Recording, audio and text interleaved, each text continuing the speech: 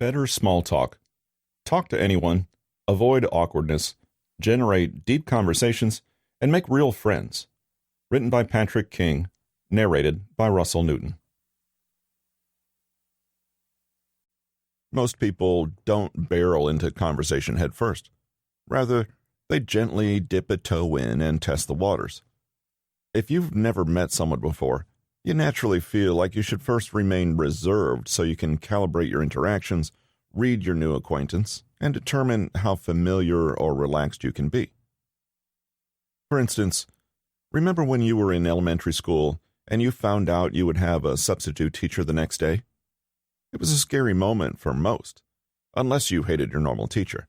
It was scary because you never knew how strict or vicious the substitute would be, and you'd have to be on your best behavior for a few days until you figured them out. Who knew if this substitute was the type to whip out a ruler and smack you across your knuckles, or ferociously dress you down for daring to step out of line? The next morning, suppose the substitute teacher walks in with impeccable posture and addresses everyone as Mr. and Miss, even though you're 8 years old. That's the tone they chose to set, which is obviously not ideal for you. But what if the substitute teacher were to walk in with an untucked shirt and sandals and immediately address the class as buddies and dudes? I'm not saying one is superior to the other, but a tone is intentionally being set out by each of these teachers. It shows you how they prefer to interact with the students and how they want to be treated. In conversation, and especially when small talk commences, we're sending the same signals, but we probably don't realize it. We're all sizing others up in a similar way, and people are doing the same to you.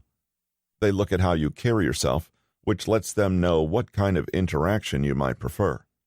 So, what kind of substitute teacher do you appear to be to strangers, acquaintances, and even friends? Knowing you're making an impression on everyone you meet, you should be cognizant of setting the right tone with others. What kind of signals are you sending? For our purposes, we ideally want to send a signal of comfort and familiarity. It's understandable that you may not feel comfortable being the first to reach out, but it's too often that this causes a game of chicken where there's no movement at all.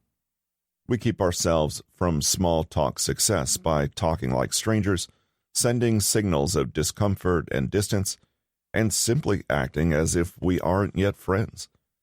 When you treat people like strangers, strangers they will remain. Setting the tone means making the mental leap to "we're friends now" and treating them as such. Set the tone. At the risk of sounding redundant, at the most basic level, this means to speak like friends and stop conversing with everyone like you've just met them at a professional networking event. How do friends speak exactly?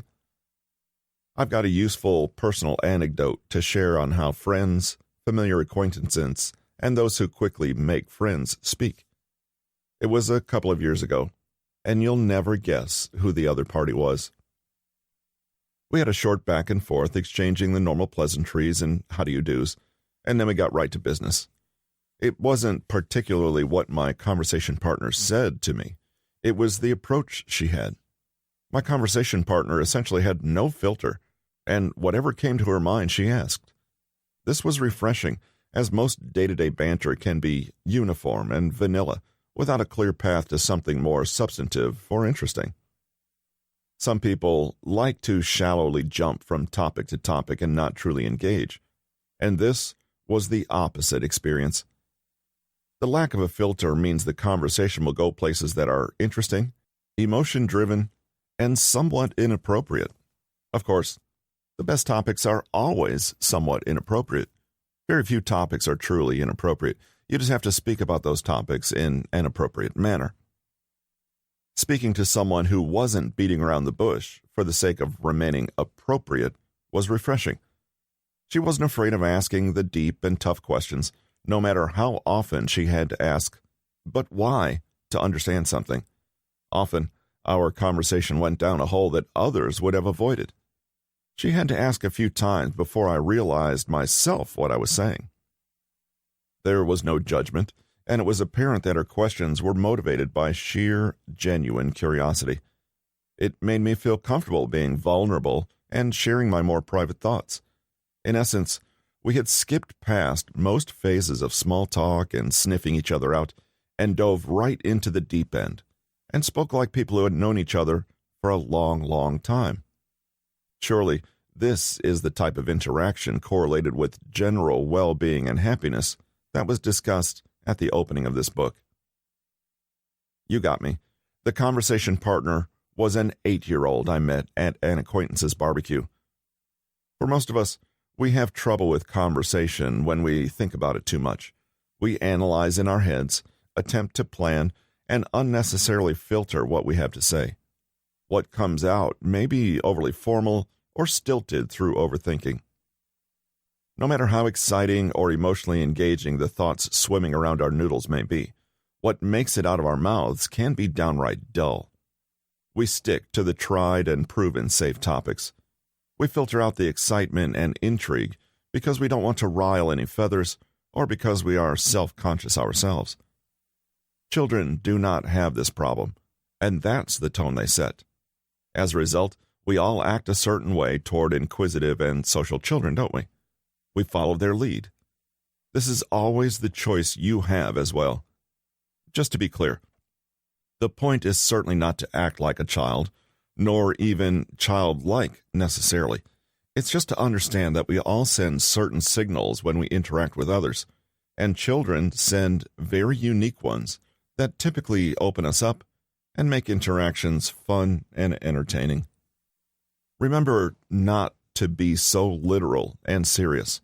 A playful, relaxed attitude, like the one you already have with your friends, is just right. Be less predictable and give unexpected, unconventional answers. If someone asks you how the traffic was, don't offer a merely descriptive, accurate answer. Make something up, or say the opposite of what you mean. Sarcasm in a nutshell. Play with language and use colorful phrases and expressions. Your car is your chariot. The sun is as bright as Elton John's sunglasses, and the orange is as sweet as a truck full of synthetic sugar. You can bring in some lightheartedness simply by exaggerating a little, being absurd, or going over the top in a way that makes people sit up and take notice. At a stressful doctor's appointment, a father may lighten the mood by looking at his pouting toddler with a deadpan expression and saying, "Doctor, is it too late for adoption?" You may find it effective to deliberately misinterpret a situation in a completely absurd way. If someone says that they love little kids, well, you can fill in the blank there. Pose hypothetical questions to gently break people out of the regular humdrum of life, or do a silly role play. You're at the library, and someone's pencil rolls off the desk and toward you. You catch it and pretend to scold the pencil, but then look sadly at the other person. "I'm really sorry, but I don't think your pencil likes you anymore." Sarcasm is another tool. An acquaintance asks you how your day at the DMV was, and you smile broadly and exclaim, "Fantastic! How have you been? It's just gorgeous this time of year, stuck inside that luxury hotel." Sometimes, deliberately drawing attention to the situation you're both in can also create a feeling of camaraderie. When you break the fourth wall, you talk about exactly what's going on, perhaps having a conversation about the conversation you're having. Many difficult exchanges have actually been revived by someone having the courage to say, "Wow, so this is a little awkward, huh?" If you, for some unforeseeable reason, happen to spend 20 minutes discussing the merits of chest hair, this would be fair game to point out as a self-referential dig. How do you act like friends otherwise? There's no pretense. There's assumed familiarity. You say what's on your mind. You show your emotions, and you ask deeper questions born out of curiosity. The next time you spend time with a group of friends, try to sit back and analyze the interaction in front of you. How are people relating to each other? What kind of questions is everyone asking? And what are the signs that you are all comfortable and familiar with each other? Also, pay close attention to the topics being thrown around. You'll notice very quickly that they adhere to the small talk stages from the previous chapter. Some facts will be shared, such as stories from people's lives or funny events. Then people will engage in opinion sharing and exchange, and delve even more deeply into how those opinions impact emotions. Sometimes it is better to play it safe and be cautious with how we present ourselves. However, those instances do not comprise the majority of our lives. The biggest lesson from this section should be that we are indeed capable of setting the tone, and most of us do it in a way that is self-defeating. But we are capable of changing that if we put in a little effort. Make the first move. We're ready to start chatting. Of course, I'm talking about breaking the ice. For most of us, this is what we imagine when we're trying to create an initial impression. To be frank, it's not that we don't know what to say. Just like when we forget someone's name, we know the most direct path to getting what we want. We should just ask. And so the easiest and most direct way of breaking the ice is to just say hello and introduce your name. But this isn't helpful for most of us, because we typically feel too uncomfortable to be so direct. Thus arises the need for sly tactics to accomplish what we want through indirect means. Our discomfort happens for a multitude of reasons, summed up by the feeling that we're interrupting people or otherwise inconveniencing them. We have trouble breaking the ice with strangers, even though it's such a simple thing, because we create a they'll think or what if feedback loop in our brains. What can I say to avoid being awkward? What if I'm interrupting them? Will they think I'm stupid? What if they're busy? What should I say? What can I say? For instance, if we chat up a stranger or barge into two people already having a conversation, we're afraid they'll think I'm a weirdo. They'll think I'm a creep. They'll think I'm rude. They'll be annoyed. What if they want to speak in private? What if they hate my face already? It doesn't matter that these aren't true. We think they are true, so they block us from easy solutions to the problem of breaking the ice. In the matter of making introductions, we need to find tactics to undercut the judgments and assumptions we make of ourselves. So, how can you feel okay about breaking the ice? By doing it indirectly. In other words, having some sort of excuse or justification to speak to someone. When we've come up with a reason, suddenly it's easy to interrupt people or walk up to a stranger. For instance, suppose you are intensely shy and nervous. You eschew most forms of social interaction. But if you were utterly lost and on the verge of exhaustion, would you have a problem walking up to someone and asking for directions? Doubtful, and not just because of necessity. You'd feel that you have a compelling reason to speak, and that would override your fear of judgment. That's the meaning of indirect in this context. You have an actual reason to approach someone, and when we can create one for ourselves, we can convince ourselves to take action more easily. In other instances, you might refer to this as the feeling of plausible deniability, where you have a plausible reason to walk up and start a conversation in a way that no one can think you're rude or weird. Actually, if they think you're rude or weird, they're the rude or weird ones. Therefore, I want to present 3 indirect methods of breaking the ice that help you feel safe, because you aren't necessarily walking up to someone just for the sake of starting a conversation. The biggest part of the battle is making breaking the ice feel acceptable. It's an I don't feel confident or comfortable issue more than an I don't know what to say issue.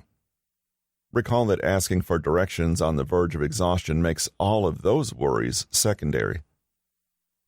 The first indirect method of breaking the ice is to ask people for objective information or a subjective opinion. These can be very legitimate and important questions that would necessitate speaking to a stranger.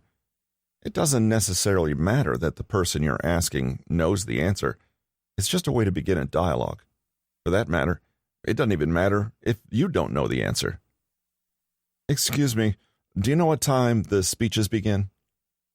Do you know where the closest Starbucks is? What'd you think of the CEO's speech? Do you like the food here? The first 2 examples are inquiring about objective information, while the latter 2 are asking for a subjective opinion. The second indirect method of breaking the ice is to comment on something in the environment, context, or specific situation. It can be as simple as an observation. Imagine you're thinking out loud and prompting people to answer. Did you see that piece of art on the wall? What a crazy concept. The lighting in here is beautiful. I think it's worth more than my house. This is an amazing DJ, all the rock ballads of the 80s. Notice how these are all statements and not direct questions. You're inviting someone to comment on your statement instead of asking them to engage. If they don't choose to engage, no harm, no foul. You're not putting any pressure on them to respond, and you don't necessarily need to expect an answer. The third and final indirect method of breaking the ice is to comment on a commonality you both share. For instance, why are you both at your friend Jack's apartment? What business brings you both to this networking conference in Tallahassee? What stroke of misfortune brought you to the DMV this morning? So, who do you know here? So how do you know Jack? Has Jack told you about the time he went skiing with his dog? The idea with these commonalities is that they are instant topics of conversation because there will be a clear answer behind them. These indirect icebreakers aren't rocket science, but their main value is to make you feel okay with engaging someone in conversation, which is the real problem. Eventually, you may get to the point where you feel comfortable just walking up to someone and shaking their hand. But in the meantime, you can get started here. Find similarity. Think back to the last time you met someone new at a networking event or party. What was the first topic out of your mouth? It was probably one of the following. Where are you from? Who do you know here? How was your weekend? Where did you go to school? What do you do? Do you live far from here? While these are normal, small talk questions, we ask them instinctively, not because they're great at breaking the ice. In fact, as you well know, they're usually terrible for breaking the ice and can make people feel immediately bored. You may have had a negative physical reaction at reading those prompts. We actually ask these questions instinctively because we're searching for commonalities. We're searching for the me too moment that can spark a deeper discussion and thus improve the first impression. For instance, if we ask the question, where did you go to school? We're hoping they attended the same university as us, or a university where we have mutual friends. The next natural question is a variation of, oh wow, what a small world. Do you know James Taylor? He also went there around your time. While you may not realize it, you are always hunting for similarities, and similarities are another way of setting a tone of friendship, familiarity, comfort, and openness. It's the type of feeling you share with your friends, and the same feeling that can instantly skyrocket your rapport. As much as we would like to think that we are open-minded and can get along with people from every background and origin, the reality is that we usually get along best with people who we think are like us. In fact, we seek them out. This trait is why places like Little Italy, Chinatown, and Koreatown exist. But I'm not just talking about race, skin color, religion, or sexual orientation. I'm talking about people who share our values, look at the world the same way we do, and have the same take on things as we do. As the saying goes, birds of a feather flock together. This is a common human tendency that is rooted in how our species developed. Walking out on the tundra or in a forest, you would be conditioned to avoid that which is unfamiliar or foreign, because there's a high likelihood it would be interested in killing you. Similarities make us relate better to other people because we think they'll understand us on a deeper level. If we share at least one significant similarity, then all sorts of positive traits follow, because we see them as our contemporary, essentially an extension of ourselves. When you think someone is on your level, you want to connect with them because they will probably understand you better than most. Suppose you were born in a small village in South Africa. The population of the village ranges from 900 to 1,000 people. You now live in London, and you're attending a party at a friend's home. You meet someone that also happens to be from that small village in South Africa, just 8 years older, so you never encountered each other. What warm feelings will you immediately have toward this other person? And what assumptions will you make about them? How interested will you be in connecting with them and spending more time together in the future? What inside jokes or specialized points of reference can you discuss that you haven't been able to with anyone else ever? Hopefully, that illustration drives home the value of similarity and how it drives conversational connection. So as mentioned, we typically use small talk questions to find similarity, but there are better, more effective ways to discover commonalities with people. For instance, we should always be searching for similarities or creating opportunities for them. They both take effort and initiative. Let's talk about searching for similarities first. We can search for similarities by asking probing questions of people and using their answers as the basis to show connections, no matter how small. Ask questions to figure out what people are about, what they like, and how they think. Then, dig deep into yourself to find small commonalities at first, such as favorite baseball teams or alcoholic drinks. Through those smaller commonalities, you'll be able to figure out what makes them tick and find deeper similarities to instantly bond over. Just as you'd be thrilled to meet someone from that small South African town, you'd be ecstatic to meet someone who shared a love of the same obscure hobby as you. It doesn't take months or years, and it doesn't take a special circumstance, like going through military boot camp together. It just requires you to look outside of yourself and realize that people share common attitudes, experiences, and emotions. You just have to find them. Get comfortable asking questions and digging deeper than you naturally would. Is it odd for you to ask 5 questions in a row? It shouldn't be. It might even feel a little invasive at first. Find the shared experiences and use them. For each topic, you can find some part to relate to and connect on, instead of digging around a variety of shallow topics, like a job interview. Don't stop at the initial topic. If someone says they love baseball, for instance, you could try to understand why that is and what makes them such a fanatic for a game involving hitting a ball with an oversized stick. Suppose their love for baseball came from their father, to whom they are particularly close. Well, you have, or had, a father at some point, also with a relationship, hopefully good. That's quite a powerful similarity. Searching for similarities will come more easily in most cases. In addition to searching out what is already there, we can create opportunities for similarities in a few ways. First, physically, by mimicking people's body language, voice tonality, rate of speech, and overall manner of appearance. This is known as mirroring, and it has also been shown to produce feelings of positivity when tested. Anderson, 1998. All you have to do is arrange yourself to resemble others in order to benefit from feelings of similarity, from how they are posed to how they gesture. You can mirror their words, their tone of voice, and their mannerisms. Keep in mind that mirroring is not just about reflecting the person on a wholesale basis. Instead, it's all about communicating to them that you share similar values and have the potential to connect intimately. You can mirror physical signals, gestures, tics, and mannerisms. For example, if you notice that someone uses a lot of gestures when talking, you should do the same. Similarly, if you notice that someone's body language involves a lot of leaning and crossing of arms, you should follow their lead. You can mirror their verbal expressions and expressiveness, tone of voice, inflection, word choice, slang and vocabulary, emotional intonation, and excitement and energy.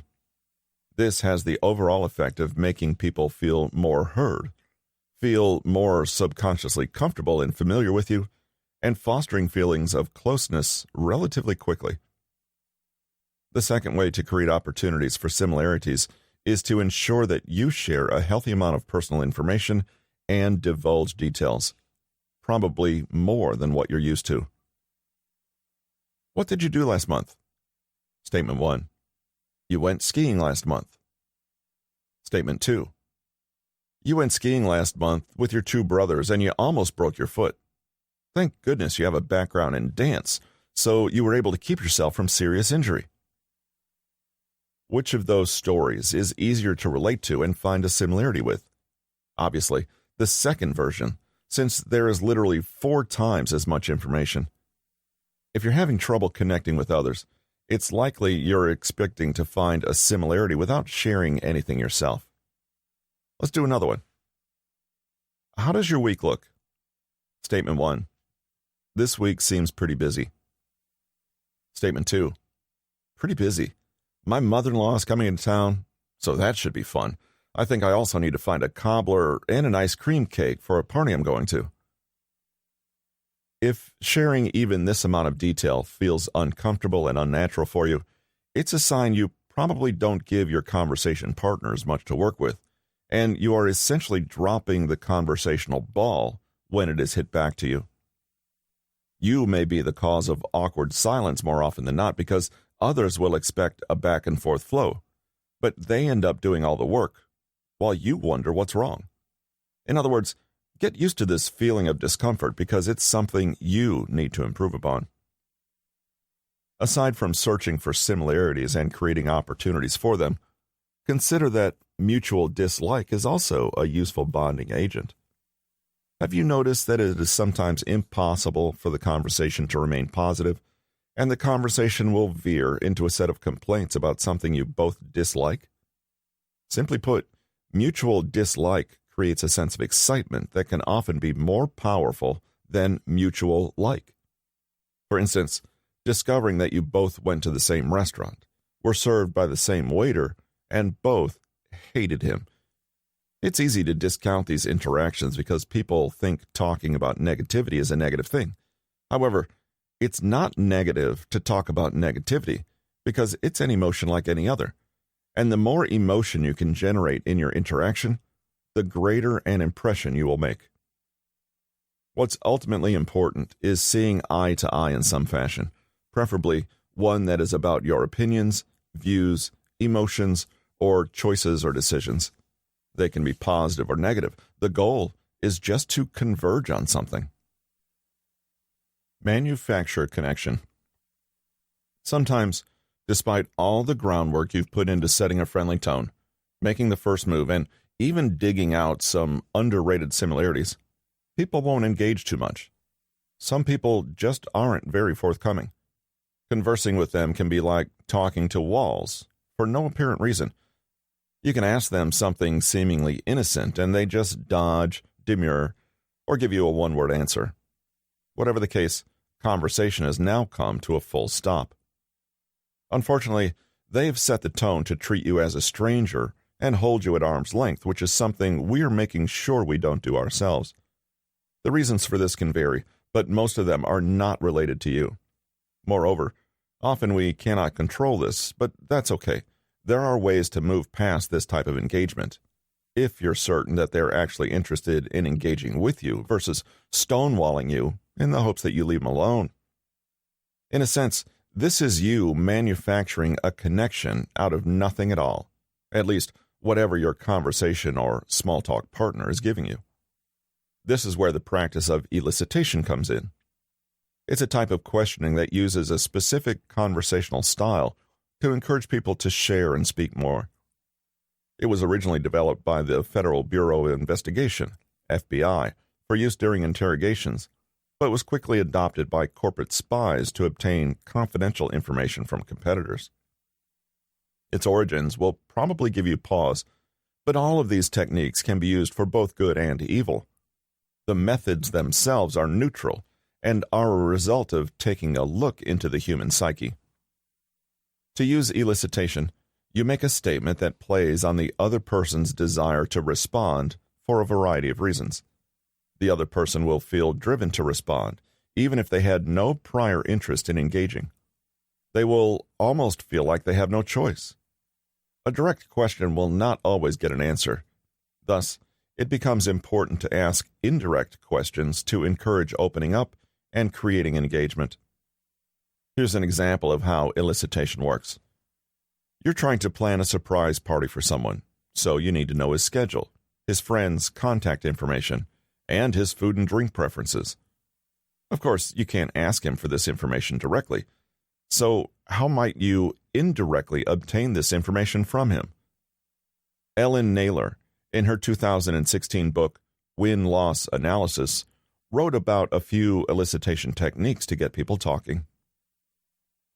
Recognition. People thrive when you recognize something good about them.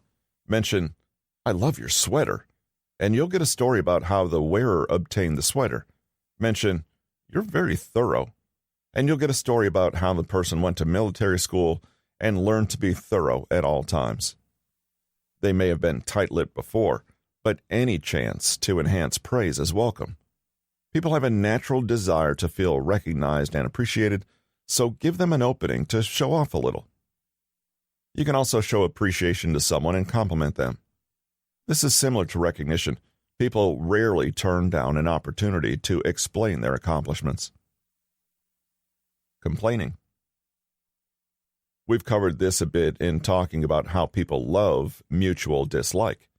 People also love to complain, so it's easy to get someone to open up by giving them something to commiserate with. You complain first, and they will jump at the opportunity. If they don't join in, they might open up the other way by feeling compelled to defend what you're complaining about. Either way, you've opened them up. You might tell someone at work, "I hate these long hours without overtime pay," and he will agree and go into more detail about how he needs money from not being paid enough. This may lead him to disclose more about his home life and how many kids he has and marital issues he has related to finances. It may also lead him to defend the long hours. Either way, you have more information now. Key to this technique is creating a safe environment for people to brag, complain, or show other raw emotion. If you complain first, you establish a judgment-free zone. They don't feel like they'll get in trouble with you. You don't have to complain to kickstart this. Just express your own negative emotions, vulnerabilities, or disappointments. Correction. People love to be right. This is truly the backbone of any internet argument. So if you say something wrong, they will gladly jump at the chance to correct you. If you give people an opportunity to flex their ego, most will seize it happily. An easy way to do this is to state something you know to be obviously incorrect, to see if they will step in and break their silence. See if they can resist this primal urge. Naivete. To be clear, this does not mean to act stupid. It means to act like you're on the cusp of understanding. Acting naive makes people feel compelled to teach, instruct, and show off their knowledge. People just can't resist enlightening you, especially if you're 95% of the way there, and all people have to do is figuratively finish your sentence.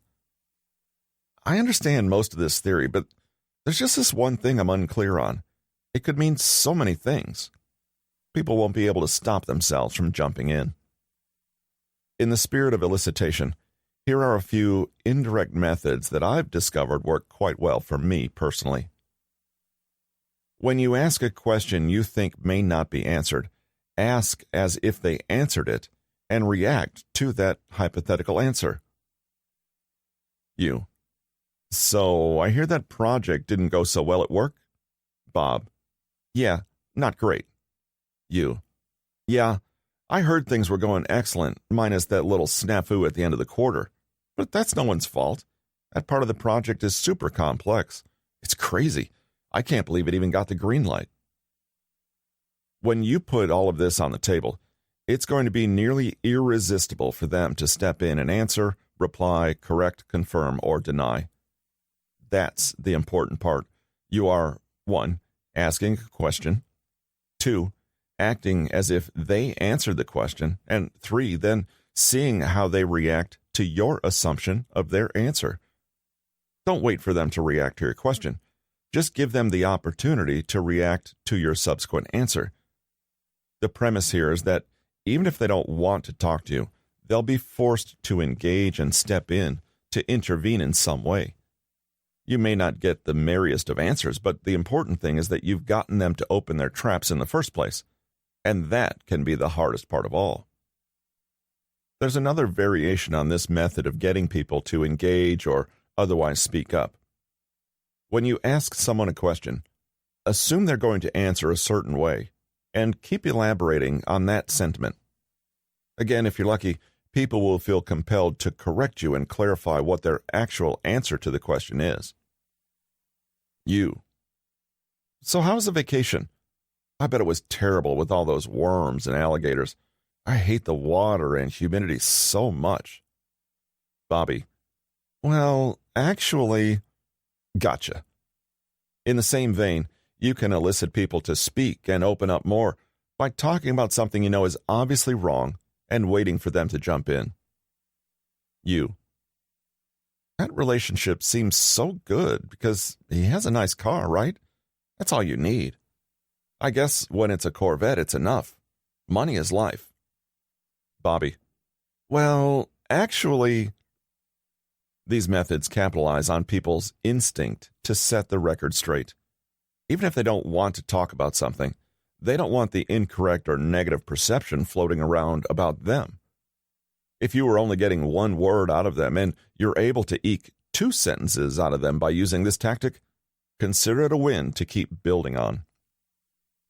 Remember that the tone of an exchange is something you have 100% ability to set. Many of us feel that conversations are a matter of luck. You strike it lucky by finding a mutual topic of interest or similarity, and those instances are necessary to create rapport. Of course, if you believe this to be the case, it will be the case for you. Takeaways. What determines whether you hit it off with someone? It's not circumstantial. Rather, it's a matter of you taking charge and setting the tone to be friendly and open. Most people treat others like strangers and thus won't become friends. So change that script from the very beginning. Put people at ease and let them be comfortable around you. The first way to set the tone is to speak like friends, topic-wise, tone-wise, and even privacy-wise. People will go along with the tone you set as long as you aren't outright offensive. A powerful aspect of this is showing emotion as friends do, instead of filtering yourself and putting up a wall for the literal purpose of keeping people insulated at a distance. And stop being so darn literal and serious. A conversation does not have to be about sharing facts, and some comments can be used solely for the purpose of seeing how the other person will react. Another aspect of setting the right tone is to search for similarities, and also allow the opportunity to create them. When people observe similarity, they instantly open up and embrace it because it is a reflection of themselves. There are only good assumptions and connotations, so we should actively seek them out. You can do this by digging more deeply into people's lives and asking questions to find seemingly unrelated similarities, divulging more information about yourself, and also mirroring them physically. Also, don't discount the value of mutual dislike. It's not negative to talk about negative things per se. Finally, even if you follow these steps, sometimes people either aren't willing to engage or not good at opening up themselves. You can blast past this by using forms of elicitation, in which you put forth a topic or question in a way that a person will feel compelled to engage or elaborate. These take the form of prompting the person to reply to your recognition, encouraging mutual complaining, assisting your naivete, and correcting your incorrect assumption or information. This has been Better Small Talk. Talk to anyone, avoid awkwardness, generate deep conversations, and make real friends. Written by Patrick King, narrated by Russell Newton. Copyright 2020 by Patrick King. Production copyright by Patrick King.